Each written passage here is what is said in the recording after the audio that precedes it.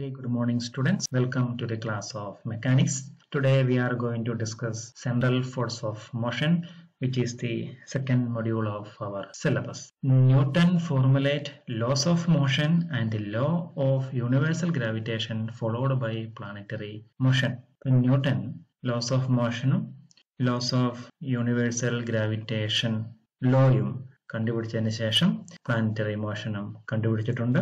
His success in explaining Kepler's empirical law of planetary motion was an overhauling argument in favor of the new mechanics and marked the beginning of modern mathematical physics. Newton തന്റെ law of motion ഉപയോഗിച്ചുകൊണ്ട് കെപ്ലേഴ്സിന്റെ planetary motion explain ചെയ്തതോടുകൂടിയാണ് ശരിക്കും modern mathematical physicsും അതുമായി ബന്ധപ്പെട്ട new mechanicsും വന്നത്. Planetary motion and the more general problem of motion has been explained by the help of central force. Central force എന്ന് പറയുന്ന topic ഉപയോഗിച്ചുകൊണ്ടാണ് planetary motionും അതേപോലെ general problem of motionും explain ചെയ്തത്. It has an important role in most branches of physics such as particle scattering, atomic structure and space navigation.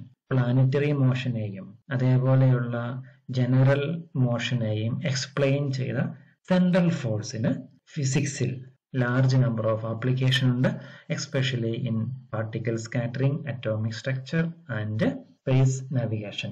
In this chapter, we apply Newtonian physics to the general problem of central force motion. So, what is a central force? What are the different type of central force? ഇതെല്ലാം നിങ്ങൾക്ക് അറിയാമെന്ന് വിചാരിക്കുന്നു. എങ്കിലും എന്താണ് central ഫോഴ്സിന്റെ എക്സാമ്പിളുകൾ? ഒന്ന്, gravitational force due two point mass. Gravitational force ഒരു central ഫോഴ്സിന്റെ എക്സാമ്പിൾ ആണ്. ഫോർ എക്സാമ്പിൾ, ഈ പിക്ചർ നിങ്ങൾക്ക് എല്ലാവർക്കും വളരെ പരിചിതമായ ഒരു പിക്ചറാണ്. ഗ്രാവിറ്റേഷണൽ ഫോഴ്സിന്റെ അല്ലെങ്കിൽ ഗ്രാവിറ്റേഷൻ ലോയുടെ തുടക്കത്തിന് കാരണമായ ഒരു പിക്ചറാണ് ഇത്. അതേപോലെ നമ്മൾ കഴിഞ്ഞ ക്ലാസ്സിൽ ഡിസ്കസ് ചെയ്ത ഒരു പ്രോബ്ലത്തിന്റെ പിക്ചറാണ് രണ്ടാമത്തെ പിക്ചർ. സൂര്യനും ചന്ദ്രനും തമ്മിലുള്ള ഫോഴ്സ് ഓഫ് അട്രാക്ഷൻ മൂലം ടൈഡുകൾ, ഹൈ ടൈഡും ലോ ടൈഡും ഉണ്ടാകുന്നു എന്നുള്ളതാണ് ഈ രണ്ടാമത്തെ പിക്ചർ. ഈ രണ്ട് പിക്ചറിലും നമുക്ക് ഗ്രാവിറ്റേഷണൽ ഫോഴ്സ് കണ്ടുപിടിക്കാം. ഗ്രാവിറ്റേഷണൽ ഫോഴ്സിന്റെ ഇക്വേഷൻ എന്ന് പറയുന്നത് which depend upon two mass m1 and m2 which is equal to g times m1 into m2 divided by r square, where g is a constant, m1 and m2 is also a constant. Here r is the variable. ഇവിടെ ബാക്കി മൂന്ന് ടേമുകളും constant ആയതുകൊണ്ട് ആറിനെയാണ് main ആയിട്ട് depend ചെയ്യുന്നത്. എന്ന് വെച്ച് കഴിഞ്ഞാൽ central ഫോഴ്സുകൾ സാധാരണഗതിയിൽ ഡിസ്റ്റൻസ് ബിറ്റ്വീൻ ദി മാസിനെയാണ് ഡിപ്പെൻഡ് ചെയ്യുന്നത്. അപ്പൊ ഇത്തരത്തിലുള്ള ഫോഴ്സുകളാണ് നമ്മൾ സാധാരണഗതിയിൽ ഗ്രാവിറ്റേഷണൽ ഫോഴ്സ് എന്ന് പറയുന്നത്. ഡിസ്റ്റൻസ് ആണ് ഇതിൽ, ആറാണ് ഇതിൽ ഡിപ്പെൻഡ് ചെയ്യുന്ന കാര്യം. രണ്ടാമത്തെ ഒരു എക്സാമ്പിൾ എന്ന് പറയുന്നത് electrostatic force on the point charge. നമ്മൾക്ക് എല്ലാവർക്കും അറിയാം, ടു ചാർജുകൾ തമ്മിലുള്ള ഫോഴ്സ് ഓഫ് അട്രാക്ഷനും റിപ്പൽഷനും ഡിപ്പെൻഡ് ചെയ്യുന്നത് ഡിസ്റ്റൻസ് ബിറ്റ്വീൻ ദം ആണ്. രണ്ട് ചാർജുകൾ തമ്മിലുള്ള ഡിസ്റ്റൻസ് ആണ് ഇവിടെ ഇലക്ട്രോസ്റ്റാറ്റിക് ഫോഴ്സിനെ ഡിപ്പെൻഡ് ചെയ്യുന്നത്. നമുക്ക് എക്സാമ്പിൾ ആയിട്ട് നമുക്കറിയാം കൊളംസ് ലോ അറിയാം. ഇവിടെ example of static electricity, a girl's hair stands on end as she touches a Van de Graaff generator. Van de Graaff generator ഒരു പോസിറ്റീവ് ചാർജ് ആയ ഡോമാണ്. ഇതിൽ തൊട്ടത് മൂലം ഈ ഗേളിന്റെ മുടികളിലെല്ലാം same charge, for example positive charge ആണെന്ന് വിചാരിക്കുക. അപ്പോൾ അടുത്തടുത്തുള്ള രണ്ട് പോസിറ്റീവ് ചാർജുകൾ തമ്മിൽ റിപ്പൽ ചെയ്യുന്നു എന്നുള്ളതിന്റെ ഒരു എക്സാമ്പിൾ ആയിട്ടാണ് നമ്മളിവിടെ കൊടുത്തിരിക്കുന്നത്. എന്ന് വെച്ച് കഴിഞ്ഞാൽ ഇലക്ട്രോസ്റ്റാറ്റിക് ഫോഴ്സുകൾ ഡിപ്പെൻഡ് ചെയ്യുന്നത് അതിന്റെ ഡിസ്റ്റൻസിനെ തന്നെയാണ്. അപ്പോൾ സെൻട്രൽ ഫോഴ്സുകളുടെ ഒരു വൺ ആൻഡ് ഇമ്പോർട്ടന്റ് പ്രോപ്പർട്ടി എന്ന് പറയുന്നത് which only depend upon the distance between them. May be for in case of gravitational force it is two mass, in case of electrostatic force that is two charges. Now what are the different example of non-central forces?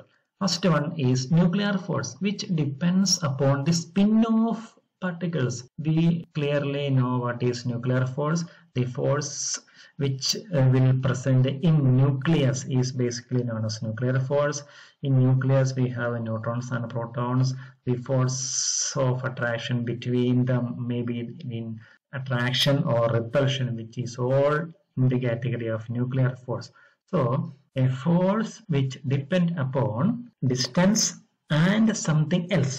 In case of nuclear force, maybe the spin of the particle. These type of force which will call it is a non-central force. Similarly, the second example for non-central force is magnetic force. We know if to magnetic material there will be a force of attraction that is depend upon the motion of the atoms. Maybe in nucleus, that will all depend upon the magnetic force. So other than the distance, these type of force basically were known as non-central force. The importance of central force motion. When the only force acting on a particle is always directed towards a fixed point, the motion is a central force of motion. ഒരു മെറ്റീരിയലിന് മുകളിൽ അനുഭവപ്പെടുന്ന force ഒരു central പോയിന്റിലേക്കാണ് depend ചെയ്യുന്നതെങ്കിൽ, ഇങ്ങനെ സെന്ററിലേക്ക് point ചെയ്യുന്ന ഫോഴ്സുകളെയാണ്, അതുമായി ബന്ധപ്പെട്ട മോഷനെയാണ് നമ്മൾ സെൻട്രൽ ഫോഴ്സ് മോഷൻ എന്ന് പറയാറുണ്ട്. Central force in classical mechanics is defined as the force that is acting on an object which is directed along the line joining the object and the origin. The magnitude of the central force depend only on the distance of the object and the center. അപ്പോൾ നമുക്ക് അതിനെ വേണമെങ്കിൽ ഇത്തരത്തിലുള്ള gravitational ഫോഴ്സിൽ which the force is only depend upon the distance between them.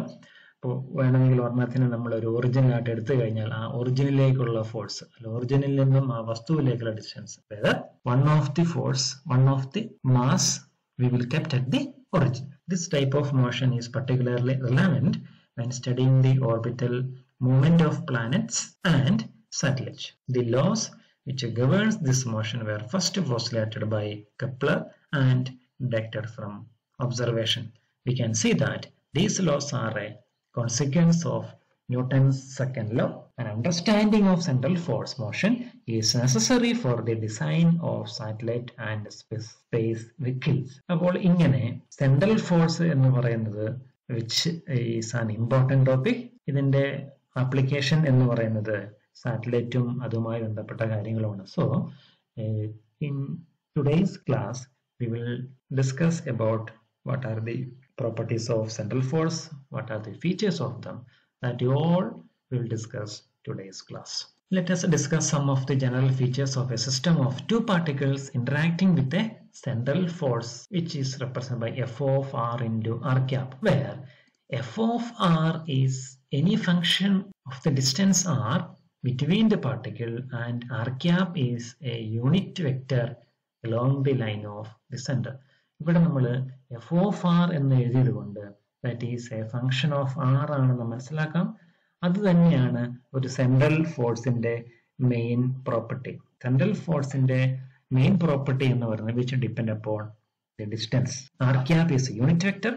R cap is equal to vector R divide by mod R. After making a simple change of coordinates we shall show how to find a complete solution by using the conservation of angular momentum and energy. Finally, we shall apply these results to the case of planetary motion, f of r proportional to 1 by r square, and show how they predict Kepler's empirical law. These are the main overview about this chapter.